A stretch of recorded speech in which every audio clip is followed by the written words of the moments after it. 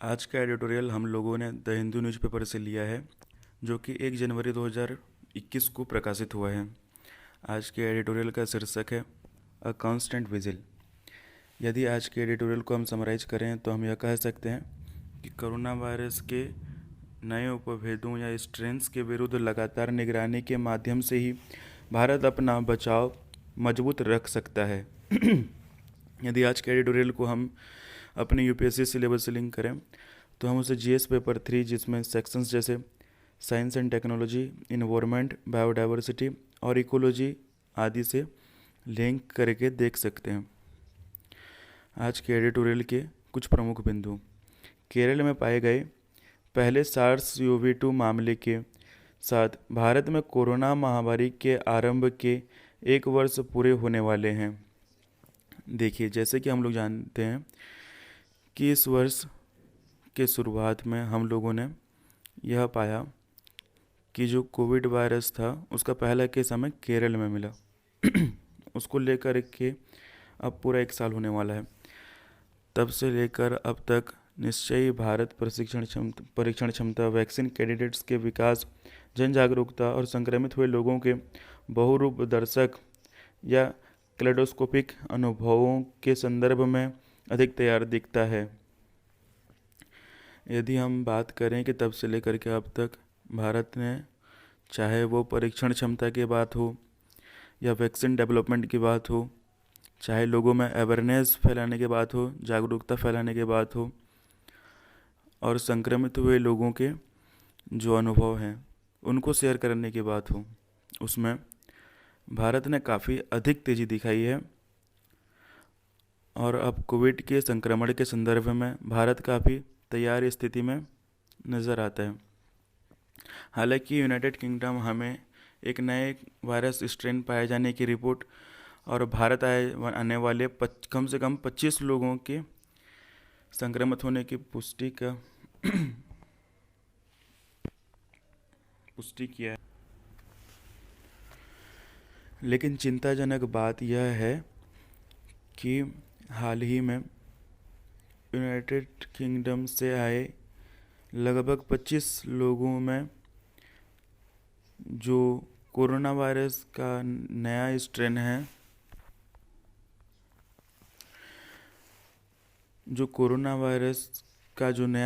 है, उसके साइंस मिले हैं। और इस स्थिति को देखते हुए भारत एक नई सीख के मुहाने पर खड़ा हुआ नज़र आता है। वर्तमान परिदृश्य के संदर्भ में यदि बात करें तो SARS-CoV-2 VUI 2020-12-01 या फिर जिसे हम यूके स्ट्रेन के नाम से भी जाना जाने लगा है, पता तब लगा है जब दक्षिण पूर्व इंग्लैंड में संक्रमण के मामलों में अप्रत्याशित उछाल देखी गई और फिर इसकी सूचना WHO को 14 दिसंबर को दी गई। यूनाइटेड किंगडम के प्रयोगशालाओं का संघ कंसोर्टियम ऑफ लैब्स समय समय पर आबादी के SARS-CoV-2 आइसोलेट्स के पूरे जीनोम के 5% से 10% की सीक्वेंसिंग करता है। देखिए, यहाँ पे यह बात है कि दक्षिण पूर्व इंग्लैंड में एकाएक कोविड से जो संबंधित मामले थे उनमें हम लोगों ने उछाल देखा। अक्टूबर के महीने से 14 दिसंबर को WHO को यह जो नया कोरोना वायरस स्ट्रेन है इसके बारे में सूचना दी गई और साथ ही साथ यह भी बताया गया कि जो यूनाइटेड किंगडम की जो प्रयोगशाला है वहाँ पे लगातार कोविड वायरस है उसमें 5 से 10% बदलाव लाकर के जीनोम सीक्वेंसिंग किया जा रहा है। 5 अक्टूबर से 13 दिसंबर की सीक्वेंसिंग में दक्षिण पूर्व इंग्लैंड के 50% से अधिक आइसोलेट्स को वेरिएंट स्ट्रेन के रूप में चिन्हित किया गया। ये जो सीक्वेंसिंग हुई है उसमें लगभग दक्षिण पूर्व इंग्लैंड के जो 50 से अधिक मामले आए उसमें जो वेरिएंट स्ट्रेन देखा गया वो बताया जा रहा है कि यह जो नया म्यूटेशन हो सकता है, नया बदलाव हो सकता है कोविड वायरस का। इस वेरिएंट में कम से कम 14 उल्लेखनीय उत्परिवर्तन या म्यूटेशन नजर आए जो स्वस्थ कोशिकाओं को प्रभावित कर सकते हैं या पहले से कमज़ोर प्रतिरक्षा प्रणाली को और कमज़ोर कर सकते हैं। यह जो नया वायरस स्ट्रेन बताया जा रहा है, इसके बारे में यह कहा जा रहा है कि इसमें अभी तक लगभग 14 म्यूटेशन जो है देख लिए गए हैं, और साथ ही साथ ये जो वायरस है ये शरीर की स्वस्थ सेल्स हैं उनको प्रभावित कर सकता है या फिर जो पहले से कमज़ोर इम्यून सिस्टम है, प्रतिरक्षा प्रणाली है, उसको और नुकसान पहुंचा सकता है। अध्ययनों से पता चलता है कि यह वायरस वेरिएंट हालांकि मृत्यु दर में वृद्धि से अभी तक समृद्ध नहीं करा गया है, लेकिन अन्य वेरिएंट की तुलना में अधिक संचारी, मोर ट्रांसमिसेबल है। इस प्रकार मृत्यु के बढ़ते मामलों में प्रत्यक्ष योगदान कर सकता है। देखिए, ऐसा अभी तक बताया जा रहा है कि जो नया वायरस वेरिएंट है ये एकदम से मृत्यु दर में नहीं बढ़ा रहा है, लेकिन यह भी बताया जा रहा है कि जो कोरोना के बाकी वेरिएंट्स हैं ये उन सब में से बहुत ज़्यादा तेज से फैलने वालों में से एक है। तो यह कहा जा सकता है कि यदि इसमें सही तरीके से सही समय पर रोकथाम नहीं की गई तो हो सकता है कि आने वाले समय में जो मृत्यु दर है वो बढ़ सकता है। लेकिन ये भी बताया जा रहा है कि जो कोरोना के जो बाकी वेरिएंट हैं उन सब में से तेज़ी से फैलने वालों में से एक स्ट्रेन आपका बन चुका है। तो यह कहा जा सकता है कि यदि इसे सही तरीके से सही समय पर रोकथाम नहीं की गई तो हो सकता है कि आने वाले में जो मृत्यु वायरस स्ट्रेन का भी अपना योगदान हो सकता है। विश्व इस स्ट्रेन से अब अवगत हुआ है, लेकिन संभव यह है कि अक्टूबर से ही यूके में मौजूद रहा था, और चूंकि यूके भारत हवाई मार्ग पर आवाजाही जारी थी, अत्यधिक संभावना है कि भारत में भी यह फैल गया होगा। अब क्योंकि दुनिया को तो इस समय इस वायरस के बारे में पता चला है, लेकिन अक्टूबर के महीने से ही यह कोविड स्ट्रेन यूनाइटेड किंगडम में अपना असर दिखा रहा था। अब चूंकि भारत और यूनाइटेड किंगडम की जो हवाई मार्ग पर आवाजाही जारी थी, तो यह कहना गलत नहीं होगा कि ये कोविड स्ट्रेन हो सकता है कि भारत में भी फैल गया हो। यह वही जनवरी फरवरी वाली स्थिति है जब देश का पूरा ध्यान चीन और दक्षिण पूर्व एशिया के संभावित वाहकों पर था, जबकि पश्चिम एशिया और यूरोप के से आने वाले लोगों से संक्रमित होने के मामलों में तेजी जो है वो हमको देखने को मिली थी। याद करिए, ये जनवरी फरवरी की वो स्थिति जहाँ पर पूरा फोकस जो था वो चाइना और दक्षिण एशिया से जो आवाजाही थी, चाइना और दक्षिण पूर्व एशिया से आवाजाही करने वाले लोगों पर था, जबकि जो असली जो संक्रमण था उसको फैलाने के पीछे पश्चिम एशिया और यूरोप से आने वाले लोग थे, उनका बहुत बड़ा योगदान था।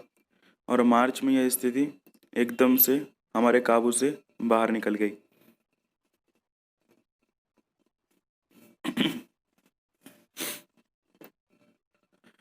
तो ये बहुत समझने की ज़रूरत है कि किस तरीके से अब हमें इस नए स्ट्रेन से लड़ना है। तब भारत का सारा जोर आरटीपीसीआर के बड़े पैमाने से के उत्पादन और उससे भी महत्वपूर्ण उसके संक्रमण की पहचान के लिए आवश्यक साजो सामान पर था। अब भारत के वैज्ञानिकों को मास जीनोमिक सर्वेलेंस नामक एक बड़े दैत्य से जूझना है। देखिए, उस समय जब कोरोना धीरे धीरे फैल रहा था तो भारत का पूरा जोर इस डायरेक्शन पे था कि किस तरीके से जो पीसीआर आरटीपीसीआर किट्स हैं उनका उत्पादन बढ़ाया जाए और साथ ही साथ जल्द से जल्द लोगों में उसको बांटा जाए और संक्रमण को पहचानने के लिए जो बाकी फैसिलिटीज़ हो सकती हैं उनको मुहैया कराया जाए। ये तब की बात थी जब कोविड आया था, लेकिन अब भारत के जो वैज्ञानिक हैं उनके सामने एक बड़ी समस्या सामने आ रही है। वो क्या है? अब बड़ी लेवल पर जीनोमिक सर्वेलेंस। यदि मैं जीनोमिक सर्वेलेंस की बात करता हूँ तो एक वायरस एक शरीर से दूसरे शरीर में जो जाता है और वो क्या क्या बदलाव कर सकता है और करता है नए नए शरीर पा करके, उस स्टडी को हम लोग बोलते हैं जीनोमिक सर्वेलेंस। तो इस समय भारत के वैज्ञानिकों को इससे जूझना ये बहुत बड़ी समस्या जो है आने वाले समय में भारत के वैज्ञानिकों के सामने आ सकती है। आगे का रास्ता भारत के पास कुछ वर्षों से जीनोम सीक्वेंसिंग मशीन मौजूद है और नए वेरिएंट्स का पता लगाने और उसकी पहचान करने के लिए उपकरण भी मौजूद है। हालांकि एक बात जहां हम सुकून और सब्र ले सकते हैं कि भारत के पास जीनोम सीक्वेंसिंग मशीन एक ऐसी मशीन जिससे पता लगाया जा सकता है कि भाई वायरस जो है वो किस स्ट्रेन क्या है, कौन सा स्ट्रेन है, किस व्यक्ति में मौजूद है और क्या अपना क्या असर दिखा रहा है और किस तरीके से म्यूटेट कर रहा है। वो मशीनें हमारे पास उपलब्ध हैं। साथ ही साथ उन मशीनों को चलाने वाले जो रिक्वायर्ड क्वालिफिकेशंस होने चाहिए व्यक्तियों की, ऐसे व्यक्ति भी हमारे पास उपलब्ध हैं। लेकिन समस्या वही, शुरुआत में कोविड के हमारे पास जो RT-PCR के थे पर्याप्त संख्या में नहीं थे, उसी तरह जो हमको जीनोम सीक्वेंसिंग मशीन्स की ज़रूरत है वो भी हमारे यहाँ पर्याप्त मात्रा में नहीं है। तो हमें इंश्योर करना होगा कि इन मशीनों को जल्द से जल्द हम भारत में उपलब्ध करा सकें। यूनाइटेड किंगडम की 1,37,000 की तुलना में भारत में मात्र 5,000 मात्र आइसोलेट्स की जीनोम सीक्वेंसिंग हुई है। देखिए, यूनाइटेड किंगडम में अभी तक 1,37,000 जो आइसोलेट्स हैं वायरस के, उनकी जीनोम सीक्वेंसिंग जो है प्राप्त कर लिया है। लेकिन भारत अभी भी मात्र 5,000 आइसोलेट्स जो हैं उनको सही तरीके से पढ़ पाया है, समझ पाया है, आप फिर कह सकते हैं जीनोम सीक्वेंसिंग कर पाया है। जीनोम सर्वेलेंस को एक नया नियमित अभ्यास बनाने के लिए भारत द्वारा प्रमुख जीनोमिक प्रयोगशालाओं की एक संघ का निर्माण करना स्वागत योग्य कदम है। देखिए, जरूरी यह है कि इस समय जितने भी भारत में जीनोमिक लैब हैं सभी को एक साथ ला करके मिल करके एक कंसोर्टियम बनाना चाहिए, एक संघ बनाना चाहिए, ताकि ये जो वायरस का जो नया स्ट्रेन है इसे जल्द से जल्द समझा जा सके और जो पर्याप्त कदम उठाने चाहिए जिससे नागरिकों की सुरक्षा की जा सके उस पर काम करने की आवश्यकता है। अभूतपूर्व पैमाने पर वितरण या उपलब्धता के साथ वर्ष 2021 वैक्सीन पर केंद्रित वर्ष होगा। लेकिन साथ ही वैज्ञानिकों ने पहले यह चेतावनी भी दे रखी है कि समय कि कुछ वायरस स्ट्रेन या एस्केप म्यूटेंट स्वयं को इतना रूपांतरित कर लें कि वे वैक्सीन की प्रतिरक्षा प्रतिक्रिया से बचने में कामयाब रह सकें, जैसे कि हेपेटाइटिस बी के मामले में देखा गया था। अब ये साल हम जानते हैं कि 2021 जो है वो कोरोना की वैक्सीन भारत में लेकर के आएगा और ये माना जा रहा है कि ये एक सफलतापूर्वक कदम होगा। लेकिन वैज्ञानिकों ने इस पे भी एक चिंताजनक चिंता व्यक्त की है। वैज्ञानिकों का कहना है कि जो कोविड वायरस में कई सारे म्यूटेशन होते हैं, तो हो सकता है कि कुछ वायरस के स्ट्रेन ऐसे हो जाएं जो काफ़ी ज़्यादा म्यूटेट कर चुके हों और उनके ऊपर वैक्सीन का किसी के तरीके का भी कोई असर ना हो। ऐसा हम पहले भी हेपेटाइटिस बी में देख चुके हैं, हेपेटाइटिस बी वायरस के केस में देख चुके हैं। तो हमें इस समस्या से भी सावधान रहने की आवश्यकता है। इसलिए निरंतर निगरानी और उपयुक्त डिटेक्शन किट का विकास करना ही एकमात्र तरीका है जिस पर भारत इस महामारी के लिए और भविष्य की महामारियों के लिए निर्भर हो सकता है। इसलिए ज़रूरी यह है कि लगातार निरंतर निगरानी और साथ ही साथ जो उपयुक्त डिटेक्शन मतलब पता लगाने वाली जो किट्स हैं वो भारत तैयार करे और भारत हमेशा हर स्थिति में किसी भी आने वाली नई समस्या का या भविष्य में आने वाली किसी भी समस्या या नई महामारी से लड़ने के लिए अपने आप को तैयार रखे। इसी में ही भारत की भलाई है और कोशिश भी भारत के वैज्ञानिकों को और भारतीय सरकार को यह करनी चाहिए कि इस समस्या का समाधान जल्द से जल्द निकाला जा सके और हमारे वैज्ञानिकों को किसी भी तरीके की रिसोर्सेज की कमी ना हो।